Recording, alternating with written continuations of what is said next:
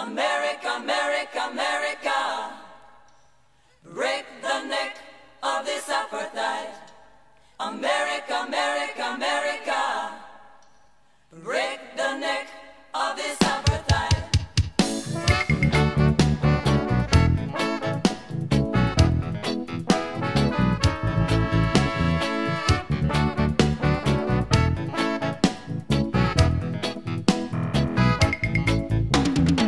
This apartheid system is nazisme, nazisme, nazisme. Voilà, j'ai quelque chose de peut-être un petit peu long, mais c'est vrai qu'on ne s'est pas exprimé non plus au début. J'aurais peut-être pour cette petite minute. Voilà. Je représente en fait la collectif qui s'appelle Passe Vérité Liberté et qui est constituée de citoyens qui refusent avant tout ce qu'on considère comme étant des injections génétiques expérimentales. Bon.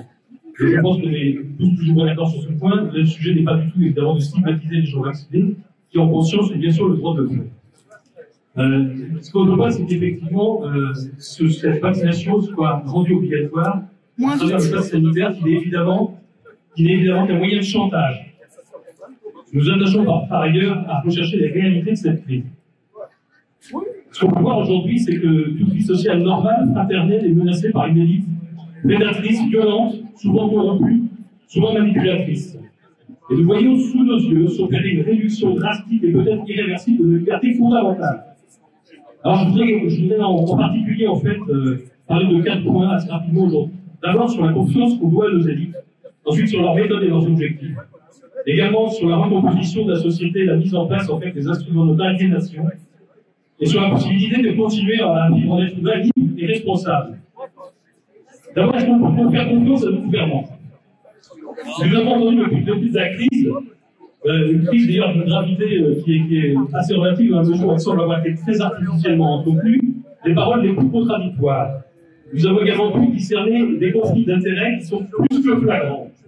Est-ce qu'on peut faire confiance à un laboratoire, pour le nommer c'est Pfizer, qui ouvrit il y a 25 ans au profit d'un médecin français influent, futur ministre du budget, à compte en Suisse, reste actif pendant plus de 20 ans?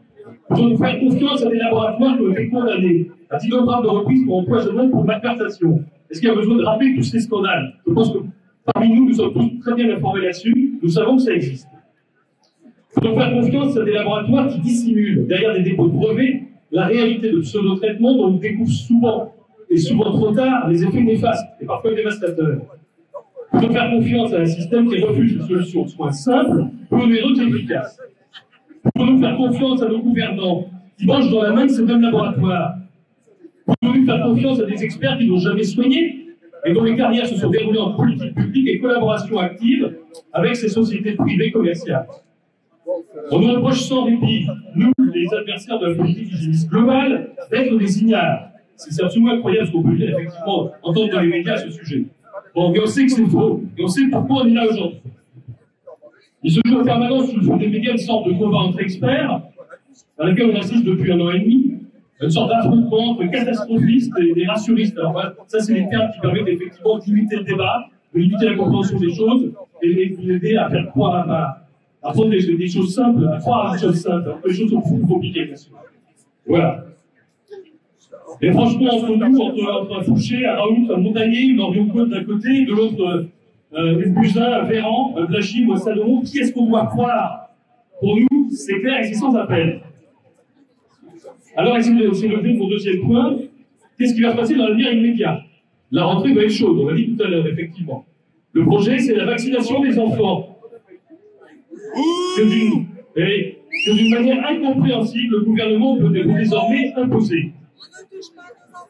Or, la balance bénéfice-risque d'un tel traitement expérimental leur est totalement défavorable. Alors, est-ce qu'il prévoit qu'il y a une intention sanitaire derrière? On peut se poser la question. Au moins, on a le droit de se la poser. Oui, nous refusons avec force que nos enfants soient l'objet de ces injections. On sait que les enfants ne développent pas cette maladie, qu'elle est devenue presque anodine avec le variant Delta, et quand tous les enfants ne la transmettent pas, ou la transmettent très peu. Et sur cette question, le gouvernement pratique en fait une méthode qui est la sienne, celle du chantage. Il s'agit d'un chantage à l'instruction. En toute logique, oui, parce que désormais le gouvernement entend infantiliser le peuple tout entier en lui offrant une alternative entre la carotte et le bâton. C'est d'abord une pédagogie des plus basses. On vous offre, pour vous faire vacciner, des hamburgers, des places de cinéma, maintenant des chèques pour les clubs sportifs, et bientôt pour les détenus, des libérations anticipées si vous acceptez la vaccination. Est-ce que ça ne s'appelle pas du chantage? Et quand vous n'acceptez pas le chantage, quelle est la suite logique? Eh bien, ce sont les menaces. Les non-vaccinés vont devenir les impurs de cette société. Alors, il va falloir les stigmatiser, les dénoncer, les isoler. Eh bien, on refuse sans concession possible ces discours de division et de haine. Mon troisième point, on voit ici malheureusement une élite hors sol, dégagée de la moindre considération morale, mettre en place à marche forcée une nouvelle société, qui mature depuis des décennies dans leurs esprits et qui est fondée sur l'accaparement exclusif, à des fins privées, de l'ultime instrument de pouvoir, l'argent sans limite, qui doit leur permettre de réaliser le rêve ultime de leur orgueil, façonner une société politique conforme à leurs fantasmes et à leurs intérêts. Une société qui, entre nous, n'a plus rien d'humain. Aujourd'hui, il faut savoir, et c'est l'Association mondiale des banques qui le reconnaît, entre la moitié et les 2/3 du PIB mondial circulent dans les paradis fiscaux. Et dans le même temps, les nations deviennent l'enfer des peuples. Ils sont écrasés sous les charges communes, auxquelles échappent les sociétés privées les plus puissantes et les hommes d'argent les mieux avisés. Alors, n'ayons pas d'illusion, la disparition prochaine de l'argent liquide va permettre aux banques surantes de mettre au pas tous les récalcitrants. Et c'est déjà ce qui se passe en fait aujourd'hui, parce qu'avec l'obligation vaccinale de certaines populations, on pense aux soignants, on pense aux militaires, est-ce que c'est pas finalement ce qui se passe? Vous privez de vos revenus. Alors, qu'est-ce qu'on peut faire face à ce rouleau compresseur? Parce qu'il est hors de question évidemment de capituler. À notre sens, la première chose est de faire voler en éclats nos schémas politiques, les schémas mentaux hérités du passé, qui sont à mon sens complètement factices, cette opposition notamment entre la droite et la gauche. Maintenant, ça suffit, nous sommes immines, nous, dans la citoyenneté, dans ce que nous sommes. Nous devons refuser toutes les divisions que des experts en ingénierie sociale s'évertuent à créer comme autant de prix social. Les divisions entre les jeunes et les vieux, entre les hommes et les femmes, entre les couleurs de peau, entre les gens aisés et défavorisés. Et bientôt, eh bien évidemment, je vous le donne en mille, entre vaccinés et non vaccinés. Nous devons refuser toutes ces stigmatisations dans tous les sens. Très rapidement, en quelques petits points, je pense qu'il va falloir nous préparer à rentrer en résistance parce que la pression du gouvernement ne va pas se relâcher. Il faut être bien conscient. Il va falloir refuser les chantages de nos gouvernants et démasquer leurs mensonges. Il y a de plus en plus de gens qui parlent, on peut lire de plus en plus de choses, il y a de plus en plus de témoignages, il faut les faire circuler. Il faut essayer de convaincre autour de nous les gens qui ne le sont pas, et les convaincre avec douceur, avec confiance et avec des arguments solides. Voilà. Il va falloir aussi nous débrancher des médias anxiogènes, qui sont propagandistes, malhonnêtes, et qui parlent d'une seule voix. C'est complètement univoque. Ça fait longtemps que c'est fait. Oui, c'est fait, bien sûr, pour beaucoup. Mais il faut faire comprendre effectivement aux gens qu'il faut se débrancher de cet univers-là. Et puis, il va falloir, qu'entre nous, avec courage et détermination, on résiste au niveau social, au niveau professionnel, notamment par des actes de solidarité, en découvrant toutes les solidarités de proximité, en s'encourageant par nos achats, par tout ce qu'on peut faire, j'allais dire, entre nous, pour faire en sorte effectivement d'échapper à un système qui nous gangrène et qui nous met à genoux. L'ambition des puissants, c'est que chacun se sente isolé, se sente impuissant, précisément. Ce qu'ils veulent, c'est nous rassembler comme un troupeau silencieux, résigné, sans autre lien que leur unique volonté de domination. Sous la contrainte, la peur et le mensonge. Mais notre force, ce sont nos liens familiaux, nos liens amicaux, nos liens associatifs, nos liens de voisinage, nos liens professionnels, et sur notre capacité à assurer par nous-mêmes l'échange d'informations, l'échange de connaissances, et peut-être demain les échanges économiques de base, qui nous permettront de résister. Voilà. Alors c'est bien, c'est très bien de manifester, c'est bien et c'est très bien de discuter, il faut discuter toujours plus, mais il faut surtout être convaincu que c'est dans notre quotidien qu'il va falloir agir et qu'il va falloir résister. Voilà, je vous remercie.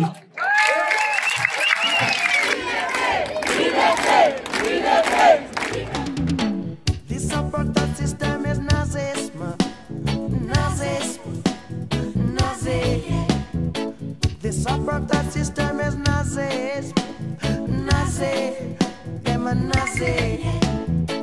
This apartheid system is Nazism, Nazism, them a Nazi. J'ai pas l'habitude de parler très fort. On va parler très fort. Bon, très fort et très loin. Alors bonjour, je suis un simple citoyen, plombier qualification. J'ai quelques mots à vous dire. D'abord, un conseil. Si nous estimons avoir un besoin de santé, il faut consulter. Car nous ne sommes pas qualifiés pour juger si l'urgence ou non, si on est dans une urgence ou non. Si le praticien estime qu'il n'y a pas d'urgence, alors il faut lui faire signer une décharge, en précisant les motifs de venue et les examens qu'il vous a refusés. Donc nous sommes sur notre Surdistan, tout le monde en est convaincu. Tout à fait.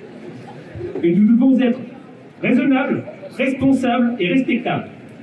Ainsi, progressivement, viendront avec nous tous ceux qui ont peur du Covid, peur de dévier de la route qu'on veut leur tracer, et peur du désordre et des troubles. Maintenant, nous pouvons user de nos droits et des libertés, et ainsi faire levier pour récupérer ceux et celles que nous avons perdus. Du fait que la stricte séparation des pouvoirs n'est plus respectée dans ce pays, je dis que M. Macron, notre président, est un tyran. Ces mots, j'ai le droit de les penser, de les dire, de les écrire et de les afficher. Je peux les voir. Et sur mes cahiers d'écolier, sur mon pupitre les arbres, sur le sable, sur la neige, j'écris ton nom. Et par le pouvoir d'un mot, je recommence ma vie. Je suis né pour te connaître, pour te nommer. Liberté. Et Macron est un tyran. Tyran.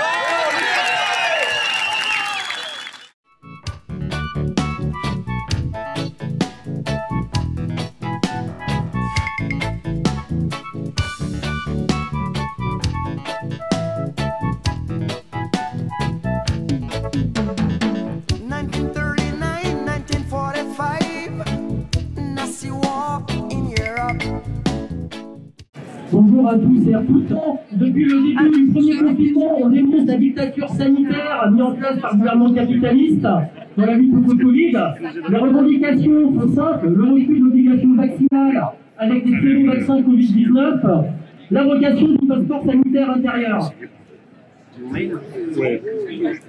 Il y a bien d'autres revendications aussi diverses que les manifestants aujourd'hui assemblés.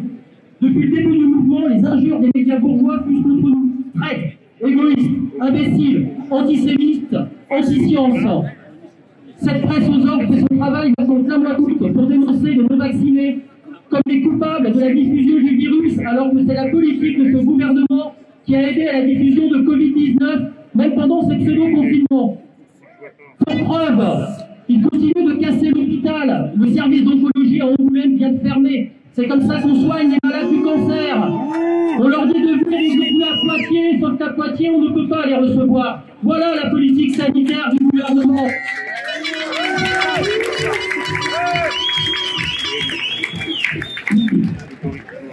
Mais avant d'aller plus loin, je voudrais revenir sur les quelques qualificatifs dont on nous affuble.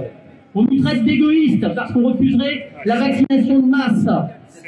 Parce qu'on refuserait la vaccination des adolescents à partir de la rentrée. Oui, ils ont prévu des sorties scolaires à but pédagogique, mais on se demande bien de ce qu'il y a de pédagogique à envoyer les enfants au vaccinodrome pour se faire vacciner.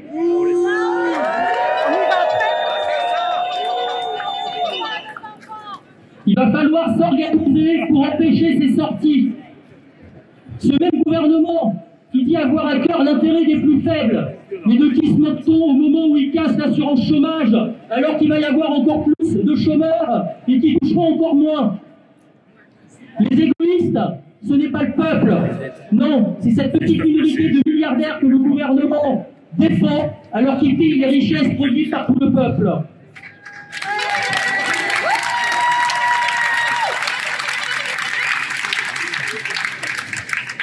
Nous serions des anti-sciences, comme si nous ne comprenions rien à la science ou au darwinisme ou aux lois sur l'évolution. La vaccination de masse au nom de l'immunité collective, voilà la chimère de ceux qui prétendent défendre la science ou l'esprit scientifique, alors que le monsieur vaccin en chef du gouvernement reconnaît lui-même qu'on n'y arrivera certainement pas. La vaccination de masse en pleine pandémie crée des risques d'échappement immunitaire, comme l'a expliqué le professeur Montagnier, très injustement décrié. Les vaccins ne créent pas les variants, mais les sélectionnent, comme l'utilisation à grande échelle tout azimut d'antibiotiques à sélectionner des souches plus virulentes. Et ils connaissent le risque, puisqu'ils en parlent dans la presse, mais peu importe, ils qui continuent quand même la vaccination de masse. Les anti-scientifiques, c'est ce gouvernement, pas nous. On dit que nous sommes des traîtres, car nous refusons l'effort national vaccinatoire pour sauver la France. Mais leur France, c'est celle des milliardaires qui possèdent tout, pendant que le peuple sombre toujours plus dans la misère et voit le peu de droits politiques qui lui reste détruit.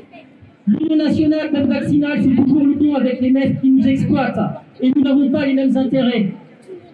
Nous sommes opposés au contrôle social et sanitaire qui se met en place sous couvert de la lutte sanitaire et se fait au plus grand bénéfice des grands groupes capitalistes. Alors oui, nous sommes des traîtres à cette France des milliardaires, mais nous sommes du côté du peuple qui se soulève. Et alors, pseudo-politique sanitaire, le peuple devra imposer ses propres lois sanitaires pour construire un véritable système de santé public et gratuit, réellement gratuit.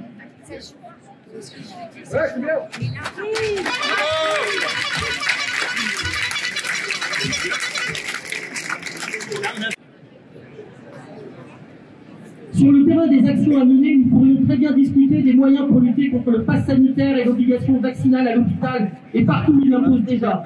S'organiser pour éviter les mises à pied et les pertes de salaire qui ont déjà commencé. Nous devons nous organiser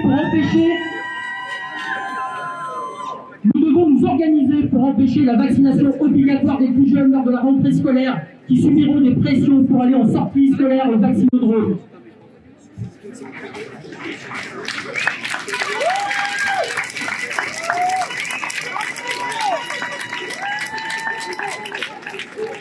Nous devons aussi discuter entre nous sur comment imposer l'arrêt des suppressions dites à l'hôpital, comment mettre un terme à la casse de l'hôpital public et construire un véritable système de santé avec la gratuité des soins. Nous devons décider de la politique sanitaire que nous voulons. Et cela passe par la défense de l'hôpital comme bien commun, comme de tous les services publics actuels et plus largement. Nous devons contrôler l'économie si nous voulons pouvoir mettre en œuvre la politique sanitaire dont nous avons besoin. Notre tâche est triple. Mener de front la lutte contre les lois liberticides et la menace totalitaire. Lutter pour prendre le contrôle de l'économie. Avoir entre nos mains les moyens de production pour justement produire ce dont nous avons besoin, notamment dans le domaine sanitaire. C'est pour cela qu'on appelle à une assemblée de lutte ouverte, mercredi prochain à 18 h à Blossac, au niveau de l'Agora, pour discuter justement de toutes les actions à mener immédiatement et à venir, et pour faire reculer et faire mordre la poussière à ce gouvernement. Le chemin de la liberté passe par l'organisation du peuple en vue de la révolution sociale. Merci. Assemblée, donc mercredi, à partir de 18 h à Blossac, pour commencer à nous organiser et voir ensemble comment on va pouvoir faire pour faire enlever le pass à l'hôpital, comment on va faire à la rentrée pour nos enfants, comment on va faire pour lutter contre les licenciements et toutes les attaques qui nous concernent. America, America, America, I say break the neck of this apartheid. America, America, America, you got to break the neck of this apartheid. America, America, America, I say break the neck of this apartheid. America, America, America, I say break the neck of this apartheid. Ensuite, je vais prendre la parole 2 minutes pour rebondir sur un point qui vient d'être indiqué par Michael. Parce que dans la manifestation et dans les précédentes, les personnes qui prennent la parole se voient contactées ou directement ou par téléphone, on échange les coordonnées, parce qu'elles sont confrontées, elles commencent à l'être, par l'application de la loi sur la gestion de la crise sanitaire et donc les mesures de sanctions, la suspension sans salaire, sans aussi évidemment de revenus de remplacement d'aucune nature. Et là, rien que dans la manifestation d'aujourd'hui, j'ai 5 personnes qui sont venues me voir, de la Vienne ou du département d'à côté, qui sont dans le médico-social, la santé, et un délégué syndical, par ailleurs, CGT de la DAPI, et lui-même a été suspendu depuis hier, parce que là, les mesures, donc ça, n'hésitez pas à venir nous contacter, parce qu'on va pouvoir, à travers les réseaux, ne laisser personne seul, parce que là, dans le cas du délégué syndical, c'est hallucinant, il n'y a même pas eu d'entretien. C'est le directeur qui est venu lui dire « vous partez ». Dans d'autres, je pense à l'hôpital de Lusignan, il est prévu un rendez-vous avec la direction des ressources humaines, etc. Il marche sur des œufs. Mais les situations sont différentes et les attaques sont les mêmes. Donc il y a besoin de ce point de vue-là. N'hésitez pas à venir donner vos coordonnées, on vous aidera.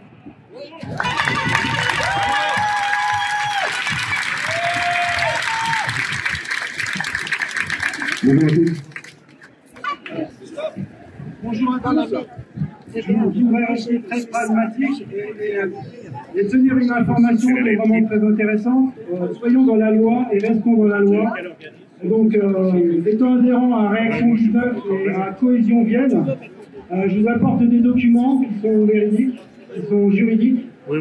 Si vous voulez éventuellement vous connecter à ce site, vous pouvez.